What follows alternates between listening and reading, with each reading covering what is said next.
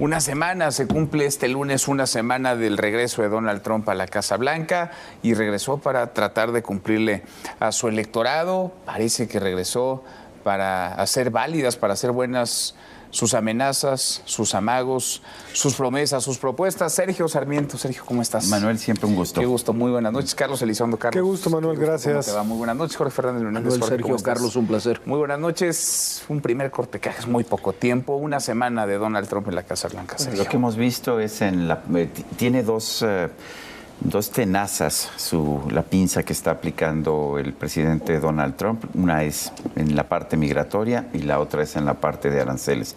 En la parte migratoria, pues empezó tal y como lo había prometido, con una serie de redadas, una serie de expulsiones y de deportaciones de trabajadores indocumentados.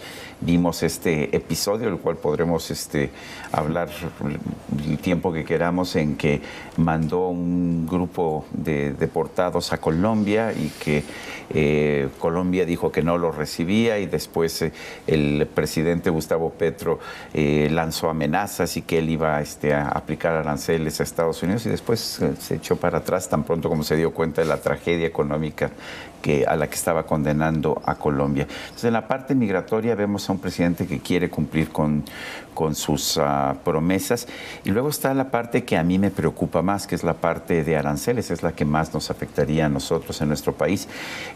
Hasta este momento no ha cumplido. Él había dicho que en el primer día de su gobierno iba a aplicar un arancel de 25% a México y de 25% a Canadá.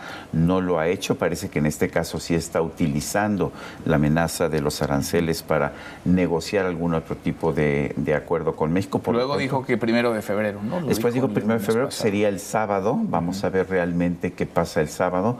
No debe haber ninguna duda para quienes estamos aquí. Un arancel de 25% a las exportaciones mexicanas sería no solamente una tragedia para México, porque lo sería desde el punto de vista comercial, sería tremendamente disruptivo en las cadenas de producción de Norteamérica. Sin duda, desastroso. Bueno, en Davos, tú estuviste en Davos. Así es. El discurso que da, la intervención que tiene ahí Trump, hay un párrafo sobre México donde dice que está bien, negociando, sí. Que está negociando y que la situación está bien, porque no hay broncas con Canadá. Que se contrapone mucho con lo que dijo sobre Canadá, pero creo que es también una coyuntura política, que lo hablábamos días atrás. Trump detesta a Justin Trudeau, lo que significa Justin Trudeau, y además Justin Trudeau ya se quedó sin poder. En 4 o 5 meses ya máximo habrá un nuevo primer ministro en Canadá, y muy probablemente sea un primer ministro conservador muy cercano a Donald Trump. Entonces eso también justifica. El caso de Colombia me parece que muestra exactamente cómo está utilizando la amenaza de los aranceles Trump. Le duró minutos, horas a Gustavo Petro la valentía. Estaba leyendo... Menos que una cruda, ¿no? Sí, bueno, menos que su cruda. Menos que su cruda. Bueno, le quitó la cruda, creo yo, la amenaza de los aranceles, pero es muy sencillo. Estaba leyendo en el New York Times una crónica de esas horas, y dice que no hubo ni siquiera una reunión de la sala de situación. Fue una amenaza, la hizo por red social Trump, e inmediatamente echó para atrás las cosas. Y es algo que puede aplicar en Panamá, que puede aplicar Petro empezó en redes sociales a las 3 de la mañana. Sí. Una hora muy profesional. Una hora, sí. Lo interesante esto de los aranceles, que sería dramático, como dice Sergio, es que hay como esta percepción de que no va a pasar, que nada más van a ser amenazas. Pero hay una discusión hoy en el gabinete de Trump, una propuesta del secretario del Tesoro, que es como la minimalista. Vayamos poniendo aranceles los Estados Unidos de 2.5 cada mes hasta llegar a 20. Pues no está claro si eso es lo que quiere Trump, no está claro si es lo que quiere el secretario de Comercio. Y la amenaza de Trump contra el tuit de Petro sería lo generalizado para todos los países. O sea, de ese nivel es el golpe. Y la otra cara de la moneda es qué harían los países. Trudeau ha dicho, replicaremos con la misma moneda. Petro lo dijo por unos minutos. Sheinbaum ha dicho varias veces que será consecuente con lo que dice el tratado, que te permite también subir los aranceles. Entonces, no solo importa qué hace el uno, sino qué hace el otro. Es que el problema es que es una repetición de lo que vimos en 1930 con la ley Smoot-Hawley.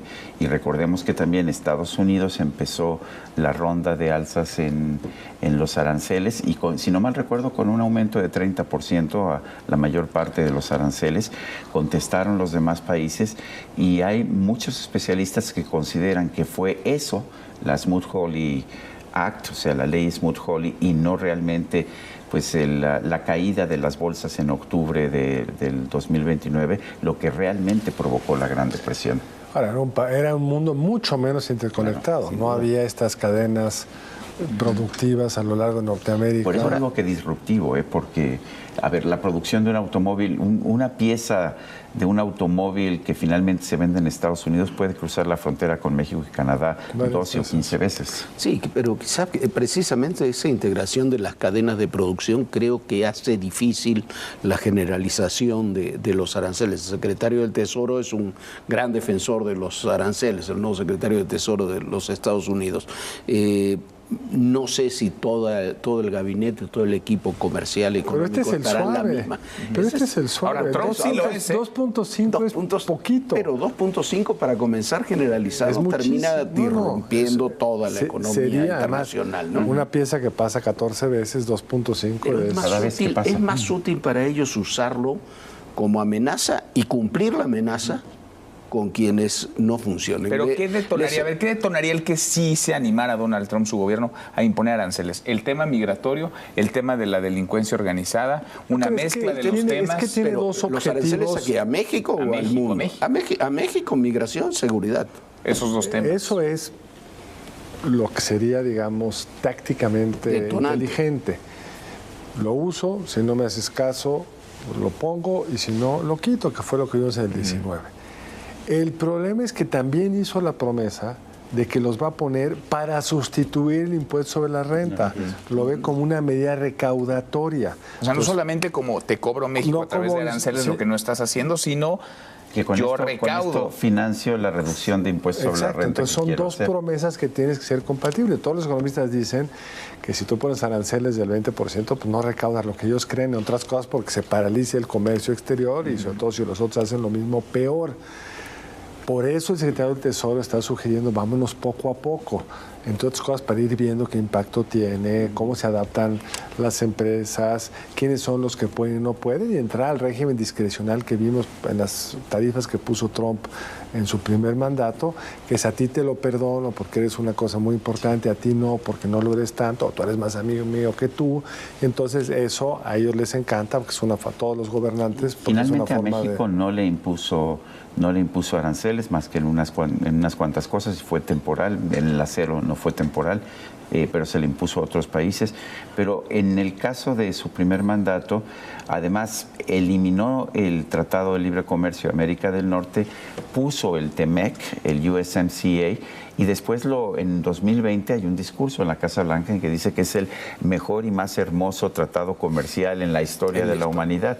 Y ahora nos dice que no, se equivocó el presidente Porque Trump. El arancel es la palabra más bonita del idioma. Bueno, y si vemos qué hacemos nosotros como país, porque al mismo tiempo estamos alimentando indirectamente con algunas acciones ese discurso trumpista, ¿no? El tema de los transgénicos, que lo hemos platicado mucho, es la presidenta en medio de todo este contexto insiste que va a enviar la iniciativa.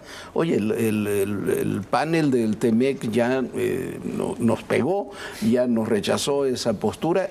Pero lo que va a poner es peor todavía, porque va a permitir que se siga importando el maíz transgénico de Estados Unidos, se lo va a prohibir, que en realidad nunca han permitido a los campesinos mexicanos sembrar maíz transgénico, pero va a prohibir que los mexicanos puedan sembrar maíz transgénico. Entonces, fundamentalmente los vuelve menos competitivos. A Estados Unidos ya no le importa eso. Tiene razón, Sergio. Aquí es la prohibición a la producción. Tú puedes traer a los Estados Unidos el que sea. Lo problemático es que muchos de esos maíces transgénicos son los que vuelven competitivos a una agricultura. A ver, este año, en 2024, cayó la producción de maíz en México por la sequía. Vamos a tener en 2024, ya con todas las cifras, una producción similar a la de 1994. Y la sequía también estaba en Estados Unidos, pero aumentó la producción de maíz en Estados Unidos. ¿Por qué? Porque hay un nuevo maíz transgénico que es resistente a la sequía. Pero aquí les vamos a prohibir a los campesinos mexicanos utilizarlo. El reto va a ser alimentar a los mexicanos.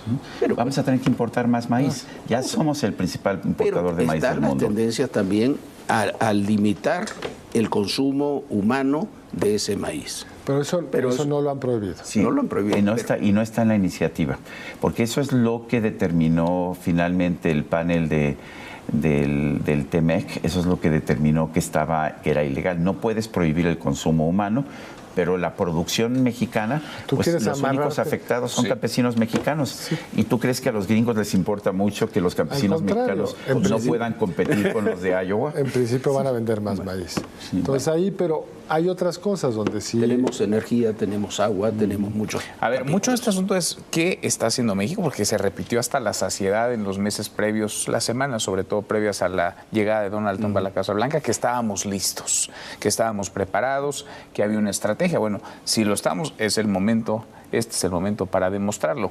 ¿Qué tanto en el terreno del combate al crimen organizado México está haciendo lo que tiene que hacer? ¿Qué tanto en el terreno de la migración? Ahora decía la presidenta Sheinbaum por la mañana, no se ha incrementado, no se ha elevado drásticamente el número de migrantes que están regresando como deportados a nuestro país. 4,000 y cacho, casi 4,100 migrantes han regresado a México. No está cambiando realmente. Y en el terreno comercial, ¿quién está haciendo el puente? Es decir, ¿quién está haciendo la diplomacia? ¿Quién está haciendo los enlaces? ¿Quién está fungiendo como interlocutor con el gobierno de Donald Trump del sector empresarial y del sector político? ¿Quién realmente tiene ese derecho de picaporte o está hablando con su contraparte? Derecho de picaporte nadie. ¿Quién está hablando? No sabemos. Habrá leído el artículo de Riva Palacio donde se argumenta que la llamada del canciller mexicano quizá no se dio a Mark Rubio. Entonces, sería dramático que ni eso hubiéramos sido capaces de hacer. Hay una bitácora de las llamadas que hizo Mark Rubio y no está la llamada con México. Está la llamada con el presidente electo de Venezuela, el que todavía, digamos que no pudo tomar posesión por los socios, con González, con la candidata Machado, que se le quitó la candidatura, con muchas personas, pero no está en esa lista el canciller de la Fuente. Entonces, sí es un reto. Y tuvimos una ventaja en el pasado. A ver, Luis Videgaray estableció una buena relación con Jared Kushner, el yerno de Donald Trump. Eso ayudó a resolver los problemas y a impulsar el Tratado de Libre Comercio, la renegociación del Tratado de Libre Comercio. Y finalmente, después, la relación entre López Obrador y Donald Trump fue buena. Hay que reconocerle a López Obrador que supo llegarle a Trump y que Trump decía, pues este es mi amigo, es socialista, pero es mi amigo. Es Juan Trump. Y que se dio en lo que le pidió, ¿no? Y que se dio en lo que le pidió. ¿no? Quien se encargó de ceder, ya lo sabemos, quien tuvo que hacer la inclinación necesaria fue Marcelo Ebrard, el entonces canciller, que ahora es secretario de Economía y que creo que sigue operando una parte de la relación, una parte importante. Ver, yo no sé que alguna relación tiene que haber, ¿no? Si no hubiera dicho Trump lo que dijo en la intervención. De que alguna negociación está. Que hay alguna negociación. Creo que debe haber una negociación similar a la que hubo en ese sentido de haber aceptado. Se aceptó el quédate en México habían dicho que no lo iban a aceptar. Que no lo iban a aceptar, pero se aceptó en la frontera la situación. Hoy estoy hablando con gente de Tijuana, de Mexicali, de Ciudad Juárez, por lo menos en esos lugares dicen que está relativamente tranquila la situación, que no ha habido problemas. Los vuelos que se enviaron... Ha habido una disminución fuerte de migrantes de aquí para allá. Y las deportaciones, hasta donde podemos ver, no son fuera de serie. Lleva una semana. Lleva una semana y están empezando las detenciones en Los Ángeles, en Chicago, en otros lugares, y va a haber deportaciones. Pero lo otro es, al mismo tiempo, hay cosas que me resultan incomprensibles. Permitir que sigan saliendo caravanas de Tapachula hacia el norte. Es una afrenta políticamente... Gratuito, claro. tú pones una imagen de esa caravana en Fox News y ya perdiste toda la ventaja que pudieras tener.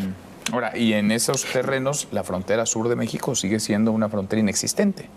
Entra y sale cualquiera, no hay ningún tipo de control, no hay ningún tipo de registro. Incluso no hay parte nada. del objetivo de Mark Rubio yendo a Panamá, más allá de a ver qué les piden en términos del canal, es por lo menos tener la colaboración de Panamá para sellar la parte más estrecha del continente, que es el tapón de Darién. Y que es la entrada de colombianos y venezolanos por Darién. Pasan por ahí, entonces...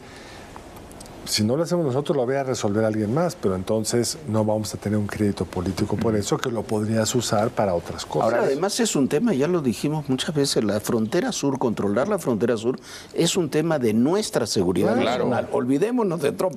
Mira cómo en está ese Chiapas, sentido, ¿no? es un tema nuestro. Sí, ahora, a propósito de seguridad, Donald Trump ha dicho, insistió la semana pasada, y su portavoz también, que lo que se está deportando son criminales. Esa es la palabra que utilizó. No hay ninguna indicación de que sea cierto. No, a ver, para empezar, sabemos que los inmigrantes cometen menos delitos que los nativos. Eso ya lo sabemos, están las estadísticas y las estadísticas son muy claras.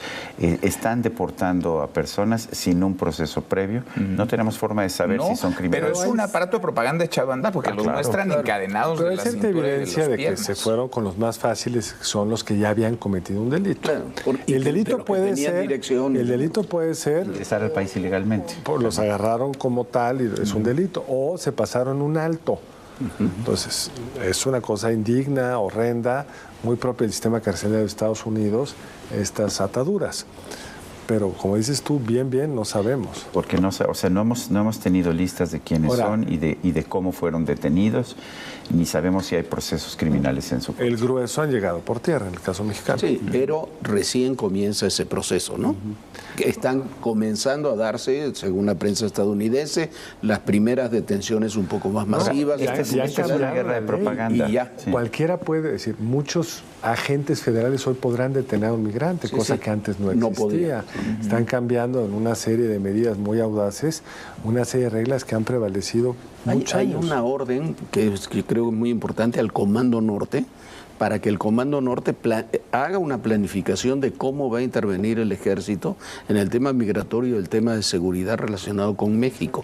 Y un Comando Norte donde México, recordemos, tiene elementos del ejército mexicano que trabajan en el Comando Norte, ahí en la sede de Colorado. Elementos del ejército mexicano. Del ejército mexicano. Desde que se creó el Comando Norte siempre es ha habido Canadá, elementos del Estados ejército. Unidos y México. Y Bahamas, que también está en el Comando Norte. Pero México tiene y ha tenido siempre, nunca se interrumpió, presencia en el ¿De Comando qué Norte. volumen estamos hablando? No, elementos, no tropas. Son oficiales que trabajan en la sede del Comando Norte, se entrenan en el Que deberían Comando tener Norte conocimiento de si hay un plan para... y participan de las acciones. de las tareas. Pues es la primera semana. Apenas. Veremos dentro de una semana. Hay que estar atentos a lo que pase el sábado. Si se establecen aranceles de cualquier tipo, Ese puede ser un 2,5, parteaguas. 25, el sábado es un Pero parteaguas. se contrapone con lo que le pidió el Comando Norte, que es al primero de abril. Gracias, Jorge. Muchas gracias. Gracias, Carlos. A ti, Manuel, Sergio, qué gracias. gusto Hasta cuando mañana. vengas. Pásala muy bien.